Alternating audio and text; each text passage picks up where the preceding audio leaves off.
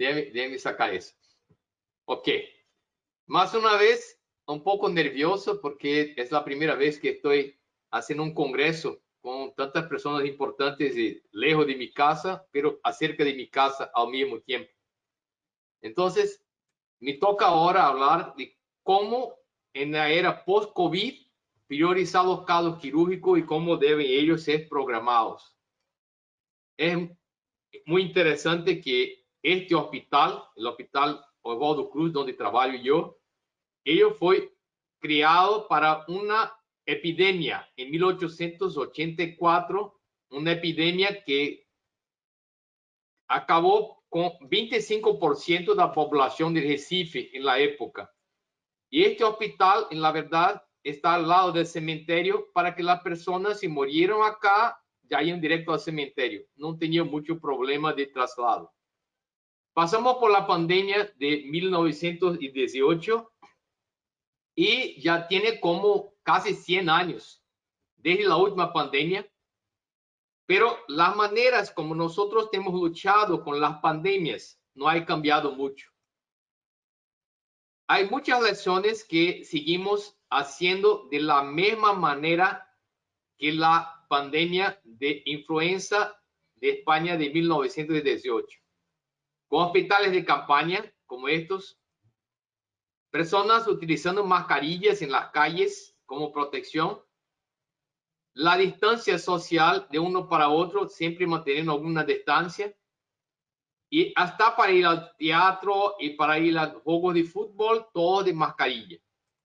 Es increíble que con tanta tecnología nueva sigamos exactamente como si tuviéramos una pandemia de cientos de años pasados.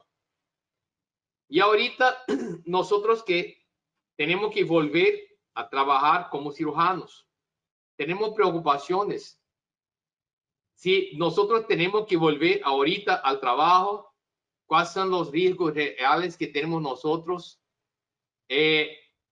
Si nuestro hospital es seguro para trabajar ahora en la pandemia, si no es peligroso, si tenemos buena manera de tocar el quirófano, cómo hacer la priorización de los casos y cómo programar los casos también.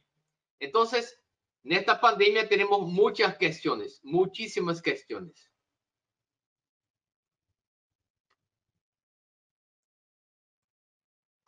Nosotros como cirujanos estamos siempre preocupados con números. Y para nosotros no importan los números de la ciudad vecina, pero del número de nuestra ciudad. Y podemos observar que el pico, estos son picos de casos, en abril hasta mayo teníamos como un plató y ahorita tenemos un descenso muy grande de casos nuevos. Casi no tenemos casos nuevos.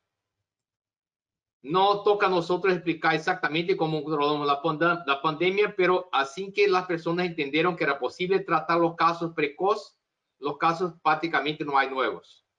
Y no vamos a tener segunda ola. Para mejor elegir las cirugías que debemos hacer, es obvio que la cirugía de emergencia y de urgencia nunca se paró. Siempre estuvimos haciendo, incluyendo los casos de cáncer. Pero las cirugías selectivas que deben ser hechas por lo menos dentro de 2 semanas, estas tardaron a veces un mes o 2 para ser hechas. Y las selectivas esenciales no podemos hacerlas y vamos a empezar ahorita. Clasificamos las cirugías de manera que tenemos un grado.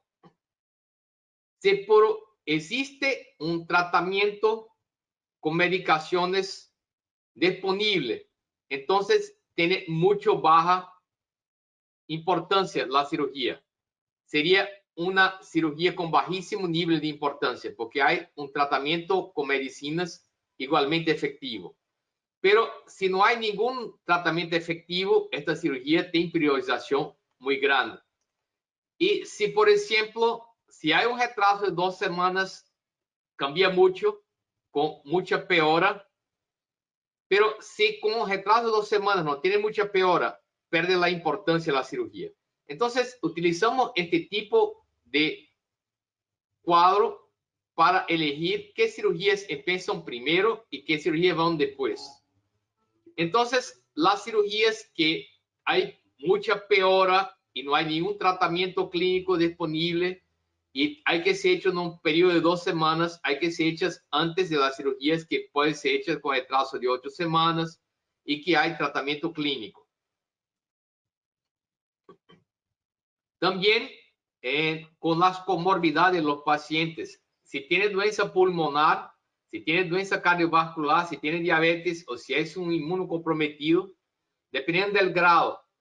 Si es un tipo mayor con 65 años, tiene más prioridad que si es un tipo joven. Si tiene diabetes y es un diabetes con insulinodependencia, tiene prioridad más grande que si no tiene diabetes o si tiene un diabetes leve. Si usted tiene doenças pulmonares y tiene comprometimiento grave, es mucho más prioritario que si no tiene doença pulmonar.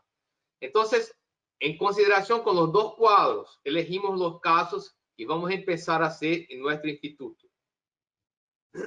Todos los pacientes, para que no tengamos un paciente COVID positivo mezclado con los pacientes que no tienen COVID, obligatoriamente 2 días antes de la cirugía hacen una tomografía del pulmón, que es mucho más sensible que el RT-PCR que he hecho también en todos los pacientes.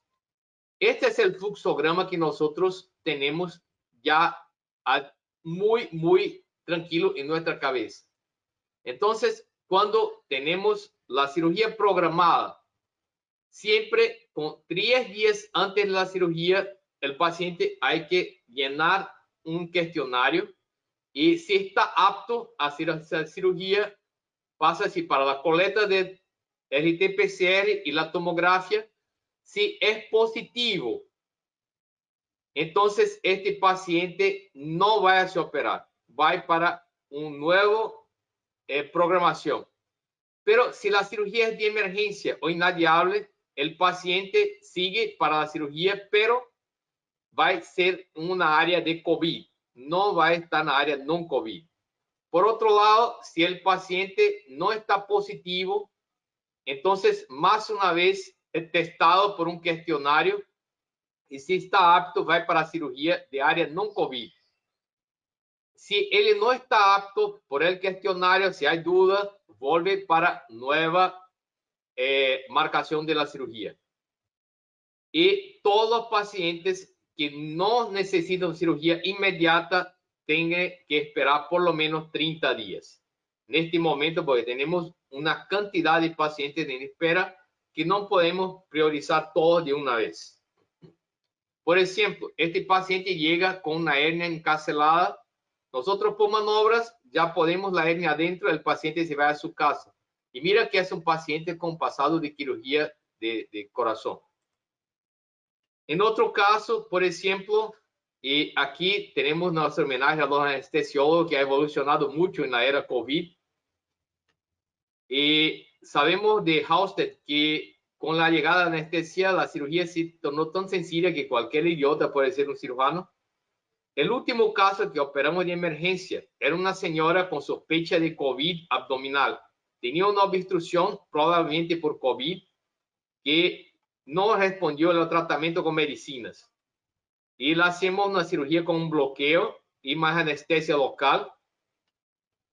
Y aquí encontramos la área de la obstrucción, hacemos la plastia y el histopatológico mostró que era una tuberculosis, no era COVID.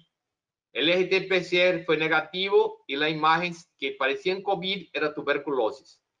Aunque no era COVID, también tenemos otros diagnósticos que no era solo COVID.